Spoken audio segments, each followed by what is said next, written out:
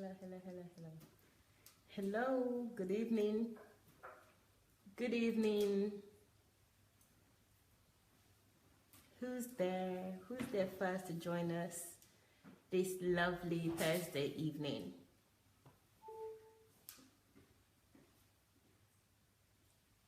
Hello, who's there? Hello, Anchuku. How are you? Joke, good evening. How are you? Theophilus, how are you? Good evening. Thank you for joining. Hello, Jake. Thank you for joining this evening. Nkiru, I can't help but say Pastor Nkiru, but I know you warned me. Innocent, good evening. Amarachi, good evening. Good evening, everyone. Justin, do you know? Houston. Excuse me, Houston. Amarachi, good evening. Good evening, Rick. How are you today? Thank you all for joining. As you are coming in, please, guys, let's continue to share.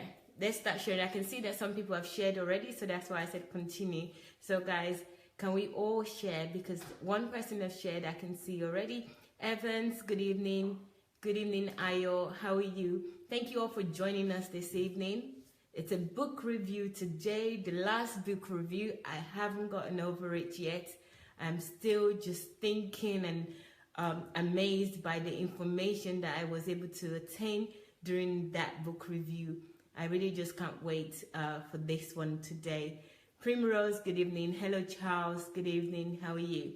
Thank you all for joining. Thank you, thank you. So please continue to share. Amy, good evening. How are you?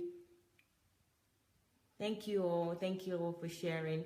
I can see some people have shared now as well, so thank you very much. But remember, don't just share, also invite your friends, because when you share, it goes onto your page, but when you invite your friends, they feel honored and they will join you if they can. Clemens, good evening. Duna, good evening. How are you? Pastor Edwin, thank you for joining. Oluwatoyin, good evening. How are you? Yakubu, good evening. Or Farida, good evening. Okay, good evening. Good evening. Good evening, everyone. Thank you so much for joining us today. It's a book review, and the book title is "What Do You Do With Your Time?" That's a good question. That is really a question for me. What do I do with my time? What do you do with your time? So I really don't know what the content of this would be. I know that Dr. Sunday is big on time and conversion, but I don't know which angle this will be all about. But I really can't wait to hear the review. Holiness, good evening. How are you? Good evening, everyone. Thank you so much for the love, guys. I appreciate it. Thank you very much. Thank you, thank you, thank you. So Dr. Sunday is here. He's going to start the book review once I turn the camera to him, and I will do that in a little while. I just want to say hello to as many people as possible as they're coming in. So good evening. Hello. Is there anyone I haven't said hello to? I don't think so. I think I've said hello to everyone actually that came in, and I can see their names. So I think we will continue. So without further ado, do the sharing one more time. So share, and invite your friends. And I'll just turn the camera to Dr. Sunday right now. Can you first of all find out from them, let them write to you and tell you how the quality is? Okay, guys, Dr. Sundays just made a very good suggestion. What's the quality of sound? So can you all hear me very well? Because I take that for granted sometimes, and I shouldn't. I've had so much experience with this, and I should know better. So guys, can you check the quality of sound? If everything sounds great, let me know so that we can continue. Thank you. Yes, thank you very much, Ayo, for letting us know. So Ayo is saying the sound is good. I can see Evans' thumbs up. Thank you very much, Evans. I cannot miss your thumbs up because your profile picture is just top notch. Quality is good. That's Rick also saying that. Thank you very much, Rick. Annie Chukwu is saying quality is very good. Thank you very much. Good quality. Innocent is saying. Holiness is saying sound cool. Very well. Thank you very much. So we're going to continue now. I'll turn the camera to Dr. Sunday. Hello, everybody. Good evening. Thank you for joining us. Thank you for coming on board today. We do different things every day in the evening. Sometimes we do kingdom fruits. Sometimes they look at various godly virtues, or they call attributes that, you know, God has helped me to develop over the years, and also that God could help you to develop, and for you to know that ordinary people could actually make themselves into whoever they want to become. So that's why they do the attributes that people have seen in Dr. Sandra Adelaja that reflect Christ, and that depicts what most of us aspire to become or to do. So, but today is another of our programs. What we do is we look at some of my books. We examine my books. And the book we're going to examine today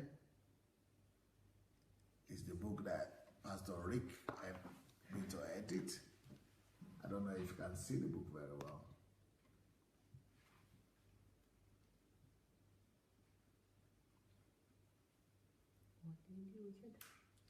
What do you do with your time? What do you do with your time? You know, can you believe it, Mayowa and others, that there used to be a time that I used to have this dilemma? No. I can't believe it. But now, God has helped me so much, and I've helped myself so much to answer that dilemma that to me is one of the most satisfactory things I've achieved in my life. And that satisfaction is coming from the fact that I don't ever need to bother myself or be lost ever, even for 1 minute, on what to do with my time. Even though in this book and in my philosophy in general, I sometimes talk about engaging only maybe 60% of your day and of your time. Then leave the rest of the 40% for maneuvering, for pleasure, for recreation, and for work, or for anything you need to use it for.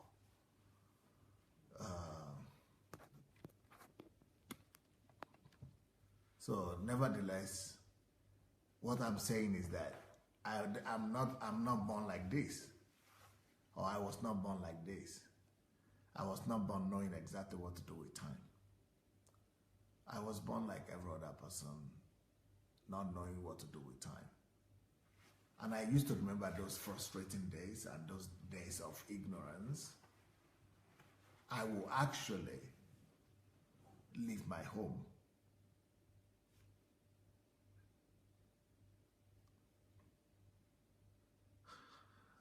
just to wander.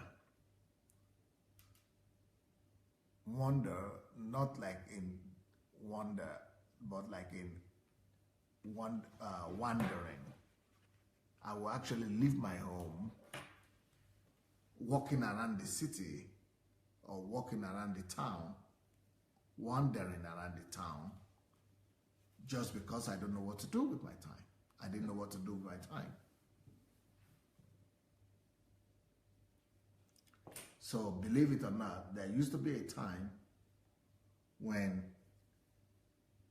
I was so clueless and so directionless that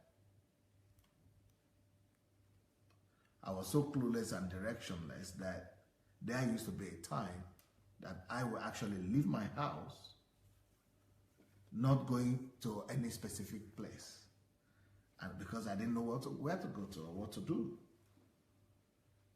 And there used to be a time that I used to be so bored in my house. This was in Nigeria, and this was even in Russia here while I was already in Europe. I would be so bored that I would just leave my house, dress up, and be hoping that I will meet something interesting or see something interesting in town. Especially when I was a young man, a student here in summer. You know, here we used to have winter, we still have it, winter, spring, autumn, But in summer, it's like everybody's been waiting for it. Everybody just want to shine. And here I am at home by myself because all the guys in the school and in the university, that's the time for them, especially, that's the time for them to go out with girls and dating and, flirting around and drinking and just all kind of things. So I used to be the only one left in the dormitory, and I would not know what to do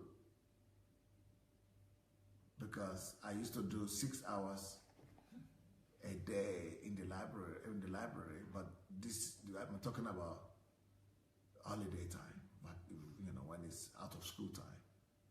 The school is closed, the library is closed, and even if I read, I will still feel like I need to, find some recreation, and I'll just be walking around because life was boring without me doing what anything specific. So this book, What Do You Do With Your Time?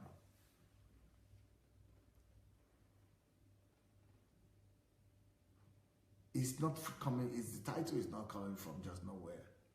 It's coming from actually being in that place of confusion, frustration, pain, coming from not knowing what to do with time. Do you know that there are still people like that in the world today? That time weighs heavily on them as a burden. In fact, there used to be a time for me that I used to actually pray that the day would go faster, that the day was too slow.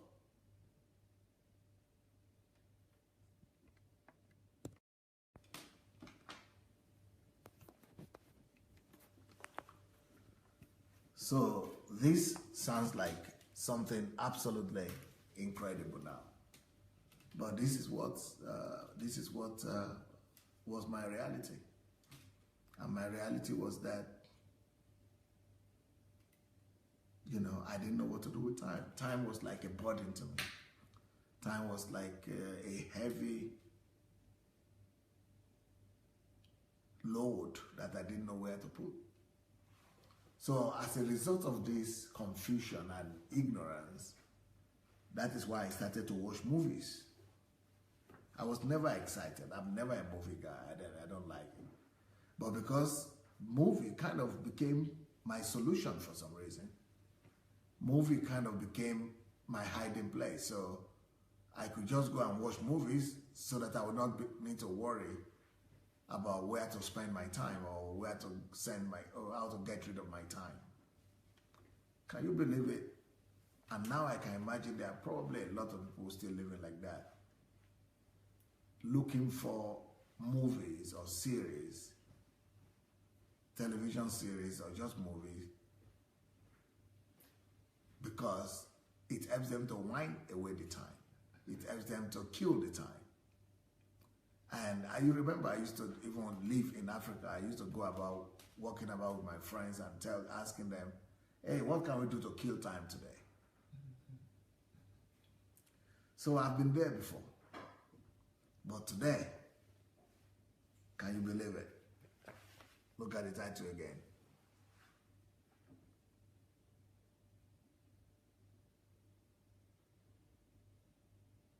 I am now the same person writing the book on what to do with your time. So this book is supposed to be an answer book. Actually, my original title for it was What to Do With Your Time. But I thought it might not be clear enough. What to do with your time. So we call it, What Do You Do With Your Time? This is not a question. This is like a direction. What do you do with your time? That is like what you ought to be doing with your time, or what you could be doing with your time. And I hope that this book will really provide a long, sorted answer for a lot of people who have wondered, what on earth can you do with this time that is just coming every day and I need to do something with it? What in the world can I do with time that is weighing so heavily on me like a burden? What can I do with time? Well, here we are with the answer at last. I don't know if anybody ever wrote a book like this, but this is not a book on time management, no. This is a book about how to make you the owner, the landlord,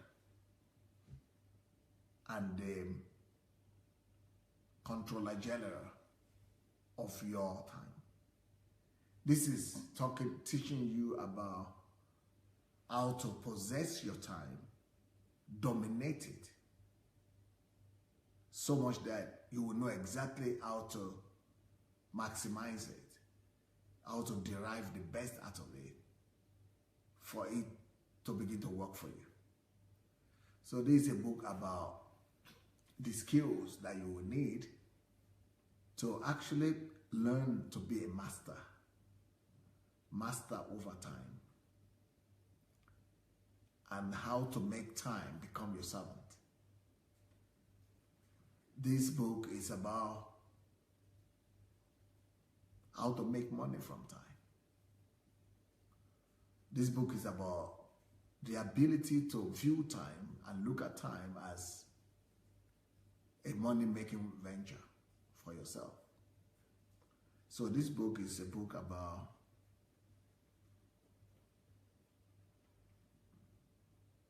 treating time like God wants us to treat it, and viewing time as your greatest resource and your greatest source of wealth. So this book is not for small people. This book is for grown-ups, people who have encountered the dilemma of time, and people who want to begin to maximize it, Those who really wish to begin to make time work for them. People who wish to make time begin to yield them something. So that's who this book is for. But when you look at the cover of this book, you will see that on top of it, there is a quotation that I put in the beginning there. This quotation is from J.R.R. Tolkien, and it says, "All we have to decide is what to do with the time that is given to us." So Tolkien actually views time with such relevance and importance that he thinks that our whole life is about deciding what to do with the time that God has given to us. That there's just one question to resolve in life. It's what to do with time. One question that you are supposed to answer, that you are supposed to resolve with your life. If I had gone out and I've asked you, or gone out to the main street of any country to ask them just one question, about one question that they think they must answer in life, I'm not sure any human being will mention time.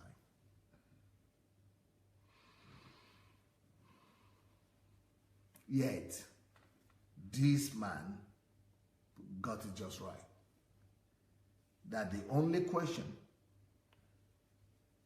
maybe one of the most important questions that you ever need to answer to make your life meaningful and to make your life worth it is, hey, wait a minute. What am I doing with my time? What can I do with my time? What do I do with my time? So that's why this book, oh, what an answer to a lot of people's cry.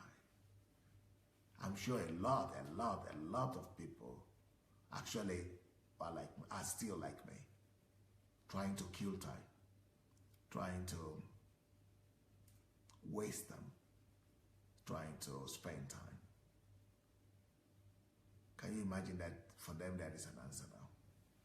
Because each time I read about time, especially from motivational speakers and even preachers and business guru, I'm surprised that the only aspect of time that most of them talk about is only time management. But you know what time management is? Time management really is one of the subjects in BMA, in business schools. And the reason time management is a subject in the universities is because that is one of those subjects that is designed to make you serve Uncle Sam very well. Time management is all about coming from the perspective that what do you need to do? How do you need to manage your time better so that you will, most of the time, be able to do as many activities as possible. So time management is about activities, mainly. And time management is about how to manage all these my activities so that one doesn't run into the other, so that they will run smoothly. So time management is all about how to smoothly give your best to Uncle Sam and to live your life out in a way that somebody else has recommended for you to live. So time management is totally different from this subject that I'm addressing today. So what do you do with your time is not a time management book. What do you do with your time is a book about mastery. It's a book about lordship. It's a book about ownership. And it's also a book about destiny. Because I've never heard anybody talk about time management in terms of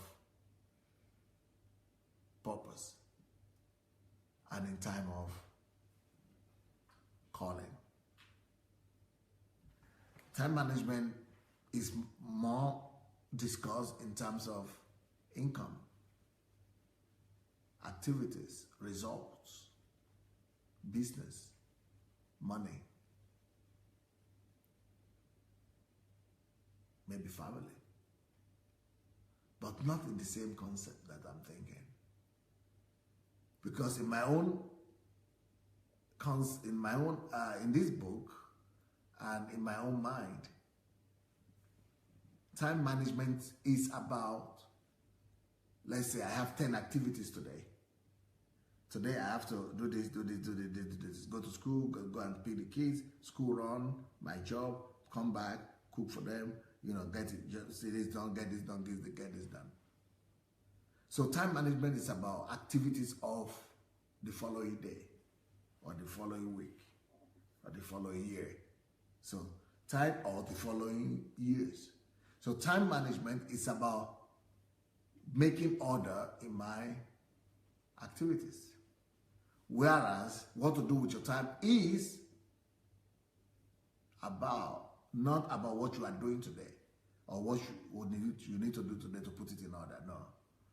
It's about you discovering what you were meant to do on the earth before you came here.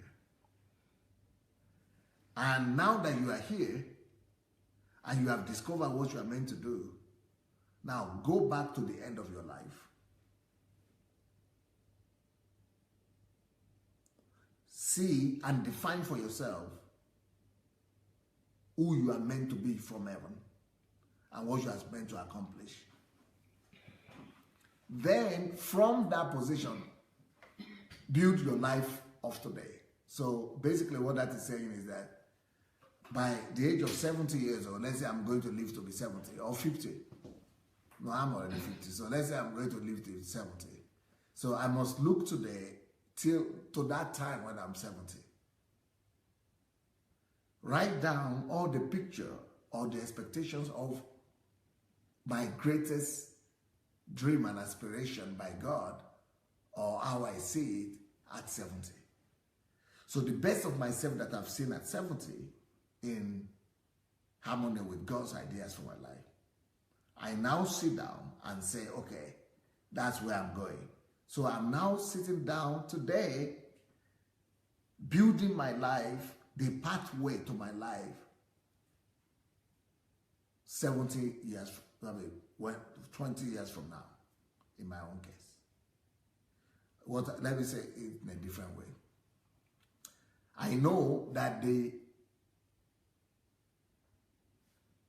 my goal is to eat the elephant, the big elephant. So, but I already have the size of the elephant. It's so big. So now that I have the big elephant before me, I can now sit down, cut that elephant into pieces.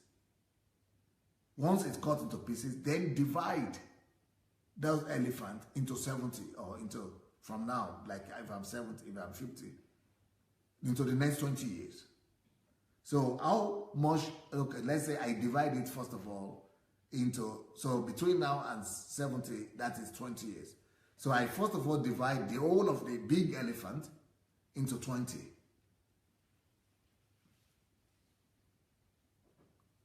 But that is for years, 20 years. Then I ask myself, how many months do I have in a year? Everybody can answer that. 12 months. So each 20 parts that I've divided the elephant into, I now take each part of that elephant, of the 20 parts, which stands for a year, and now divide that each part into 12. Giving me thereby what? The amount of work or the amount of elephant, the amount of pieces of the elephant that I need to eat in a month. Since a month is still not a day, so I need to take that part. So I divided everything into 12 parts. Then I take each part, each month, and I divide it into 30 days. So I now know what pieces or what amount of elephant pieces that I'm supposed to eat in a single day. So it is different from time management, because time management is about, I must do this today, I must go to the laundry, I must go take the children to school. It's about making order in my activities of the day. But what I'm talking about is, I see the big challenge that is ahead of me, what I want to accomplish by lifetime. That is the big elephant. I now break it down from there into how many years I have between now and the time I'm saying, the next 20 years. Break it down year by year, but that is still not detailed enough for me to be able to handle. Then each part, I break down to 12 parts, because that's for every month. And then every month is still big for me to handle. So I break every month down to every day. So for me, I could then measure, have I been able to eat the piece for the day that I'm required to eat. And my assignment is just to do what I need to do for the day. As long as I'm eating every day the amount of that elephant that is required for the day, in the next 20 years, I will get to where I wish to be. Now, turn that around into your life aspirations and destinies. Draw a picture of it. Know what you want, how you would like it to be. Make a big fantasy of it. Everything you require to become like that. All those requirements, break them into yearly results and actions to get those results. Then break them down to monthly. What are the monthly efforts to get what particular result? Then break them down to daily. What are the efforts of the day I need to make to get this particular result in a day? Once I am, so that way my commitment, my life goal is reduced to a day activity. Once I know what I need to do by day, just follow the routine. Keep on doing the same thing. Just keep on eating elephant every day. The same amount. You will not even notice when you got to what your dream and aspiration has been. But since it's not elephant we're eating, since we are talking about my life, how do I go about that? That is what this book is about. My wife is like, I've totally confused you, right? Or no? Or there is clarity? It's clear, but it's foreign to my mind. Yeah, because you are more familiar with time management, I'm sure. Yeah. But that is managing activities. This is managing destiny and life. Let's see what people are talking about before I go ahead to give them some more points. Hello everyone, are you like me? My mind is just kind of like, okay, I've heard of time. Yes, I know what time. Dr. Sunday has spoken about it so many times again. But this difference between time management and managing and what you do with your time is totally like, whoa, in my head right now. I don't really know what to make of it. And I'm just waiting to hear what it's all about, because this explanation alone about the elephant, and then, you know, look forward to the end of your life and then make the plan. That's just too much for me so far, but we'll see towards the end. So let's go. So what do we have? Comments here. We have Vivian saying, yep, time utilization is on your evaluation in the USA. So I think at work, they call it time utilization in companies, and it's on your evaluation at work. So it goes with your description, I suppose. And then we have, who else? It's just greetings here. Who else is saying anything? It's just saying good evening, good evening. Okay, I think everyone is listening attentively. I think somebody said go ahead with thumbs up. I think everyone just wants to know what's going on and understand this book title very well. Nick is saying very true. Monica is saying hello to everyone. Good evening, dear sir. I'm just joining you back from Uncle Sam. Okay. I'm just back. Saying back from Uncle Sam. Okay. All right. There's no comments per se. It's just more good evening, hello. Okay, no problem. I go ahead. So this book will help you in different forms. And again, let me show you the book again. What do you do with your time?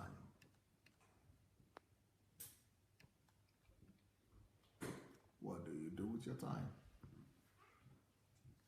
Okay, that's the book. So what do you expect to see in the book? Number one.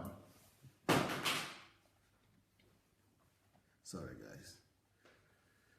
Number one, that the thing that you'll see in this book is that we attempt to talk about, chapter 1 says, life is supposed to be about purpose. So the very first thing that we speak about, or in this book, that you will discover in this book, is the fact that you don't just live. Don't just wake up in the morning and run enter skills, tired enough to go to bed and sleep. Your life is supposed to revolve around purpose. Then, another thing you'll see in this book is, after you discover and you know what your purpose is, we want to help you build your life around it. For a lot of people that I know, their lives are built around their children, especially women, or around their husbands. Some husbands also have built their lives around their families, around their kids, their wives. But a lot of people these days have built their lives around their religion, around their church, around their church activities. So these are all things that confuse you in life. Things that actually take you away from what you are created to do. Even religion is one of those. So that's why the next thing you will see here, apart from discovering that you are supposed to live for a purpose, is asking you another question. How do you waste your life? And the question you are going to see in this book is, where does your free time go? Okay, you go to work. We just assume that you find a job. Then what do? And we're asking you as the reader the question. No, most people will not be able to answer that question. Where does it go? Where? Because a little there, a little there, a little there, a little there, everything just goes. Where does your free time go? Oh, I never have free time. Yeah. You never do, yeah. So we're going to help you to discover where it goes, where your free time goes.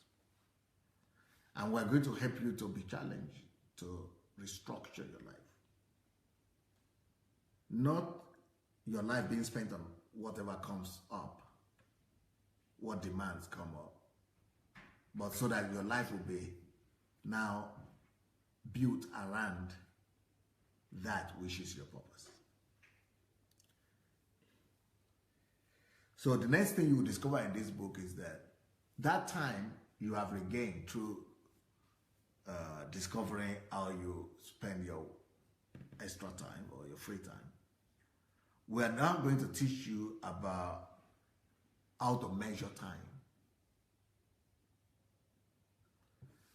Once you know how to handle time, because you must be able to handle time, measure time, handle it, see it as tangible. Once you're able to do it, then we will begin to tell you, because for you to be able to use this thing, you must be able to handle it first, not be tangible to you.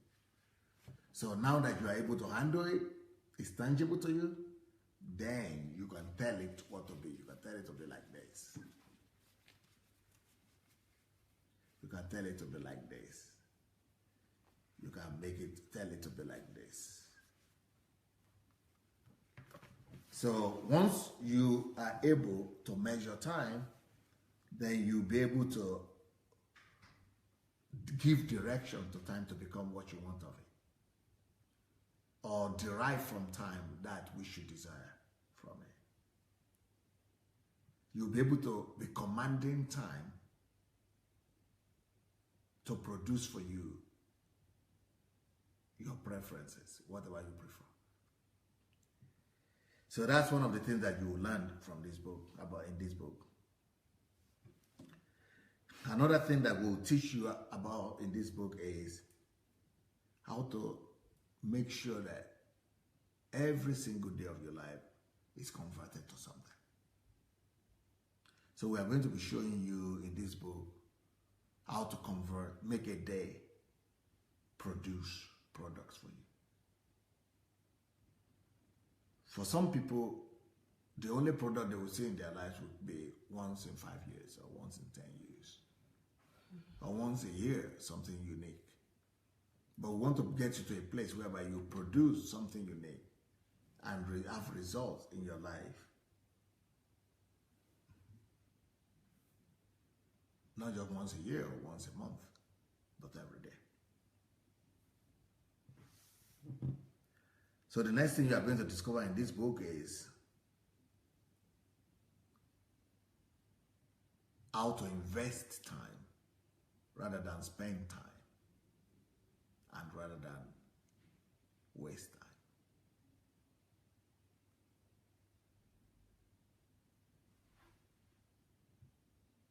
So you need to know how to invest time so that you don't waste it. You need to know how to invest time so that you don't spend it. Because time is life.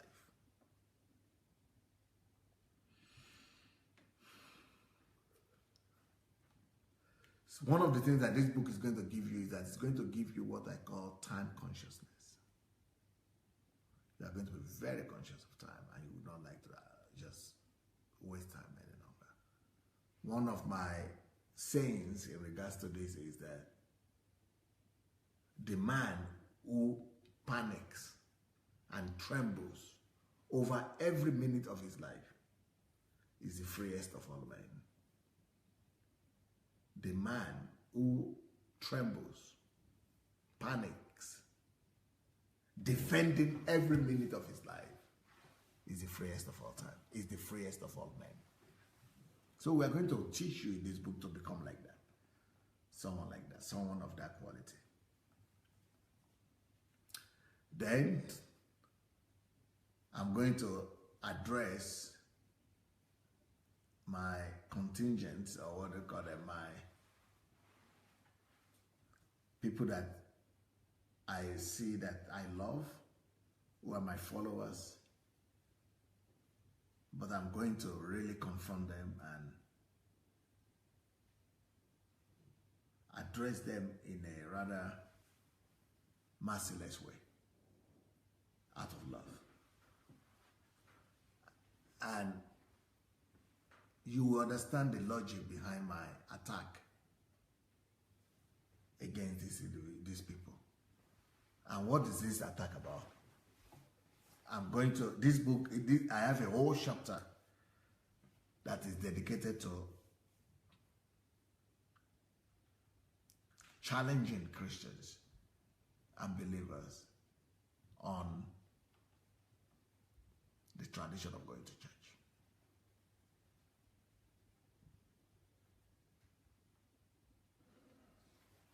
I'm sure a lot of people will be offended, but in this book, I'm saying, if it's not expedient,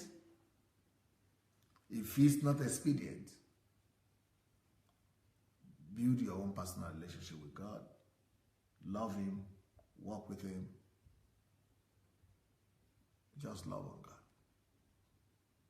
But if you can count the reason why you are going to church and why you think it's good for you, apart from just because somebody said, do not forsake the fellowship of your brothers or brethren, then of course you can go. But this book, I'm talking only in terms of expediency, which means if I don't go to church once a week or twice a week like I've been doing for the last 10 years, what could I have done with that time?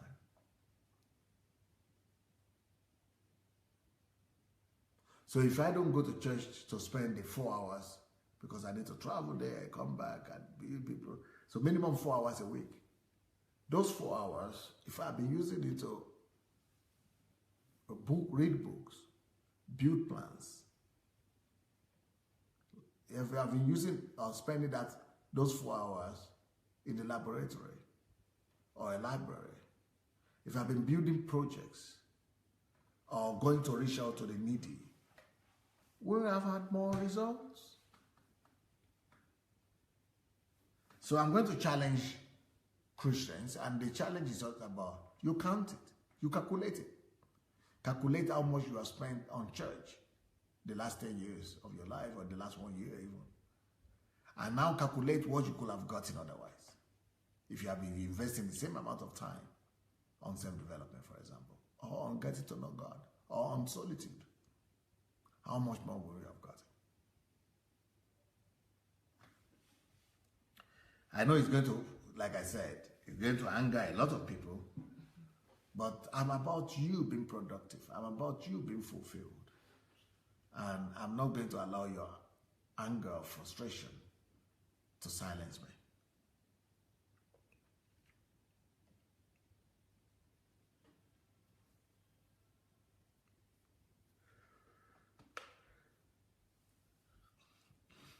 So here in this book, we are talking about the myth of Sunday.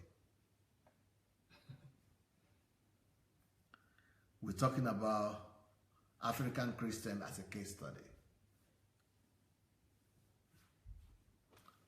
And in this book, I have another chapter altogether that says, what could you be doing rather than spending all those years in church?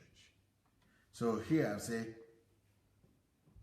what could you do with your time instead of just going to sit in church to please people? You know, I was talking yesterday, I don't know if some of you heard that story, that testimony. There is this lady that started listening to me, and she's a daughter of a pastor. And each time she tells anybody in Nigeria, she was studying in England and she went back to Nigeria now. But while she was in England, she started to listen to me. And of course, she changed. So when she got to Nigeria, she was trying to go to church, really. She was trying. But what she was now seeing in church was like, it was just frustrating her, in me. And she just knew, you know what, I'm just wasting my time here. But she said, anybody that asks me what church do we go to, and I tell them I don't go to church. It's like everybody wants to make her get born again. They don't even know that she is much stronger now, even than them who want to take her to church. But in our culture, they are telling her you are backsliding just because you don't go to church. Whereby she is thinking you are backsliding because you go to church too much. So that is a confusion. People don't really realize in my country that it's not about going to church. That it's about personal relationship with God. People don't even realize that. So this lady says, even people who are committing sin in her front, in her presence, are inviting her to church. People who are indulging themselves in what she doesn't even do. They are now inviting her to go and join them in the church. Whereas they are worse. And she is getting herself solidified each time she's at home. Because she's at home, she's doing her own seeking God, seeking the face of God, discovering God, closeness to God. So while she's at home, she's not just playing around. She's getting to know God big time. And she's working on the word becoming flesh on her. So she has really grown greater. But people don't recognize that. As long as you go to church, you are covered. So since this book is about pragmatism, it's about pragmatism, making your life to count at the end of the day. That's what this book is about. So I'm going to challenge everything that is killing your time. Everything that's making your life not to be pragmatic. Everything that is wasting you away. You might not want to hear it. It's your choice. You don't have to hear it. But as a teacher and as a servant of God, as I have to obey God by mentioning those things that are holding you back, even if you don't want to hear it. I must be faithful to the truth. I must be committed to the truth. So I have a whole chapter here trying to tell people what they should rather do and what they will receive as a result if they stay back home from going to church at least, a few times a week. Maybe just go to church once a month for reconnection. Otherwise, seek God. Go for solitude. Go and immerse yourself in some teachings. Change your life around. Build your own projects. Plan. See ahead. A lot of things you could do. Before I go ahead, let's now see if people still have thoughts, because I'm finishing today on time, and because I have an appointment. Yeah. Pierre is saying yes.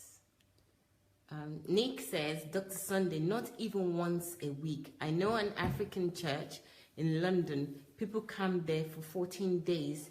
Prayer starts at 5 p.m. to 10 p.m. or 5 a.m. or maybe 5 p.m. to 10. Then we have Vivian saying, how to invest time so you don't waste time. Time consciousness keeps you free. Then Matthew is saying, taking command of your time by effective, relevant conversion.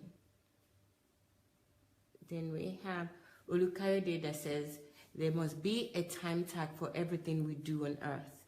Time. Olukayode what? Olukayode Epundayo. I think he's having his birthday today. I'm not sure. Is it your birthday today, Olukayode? I think so.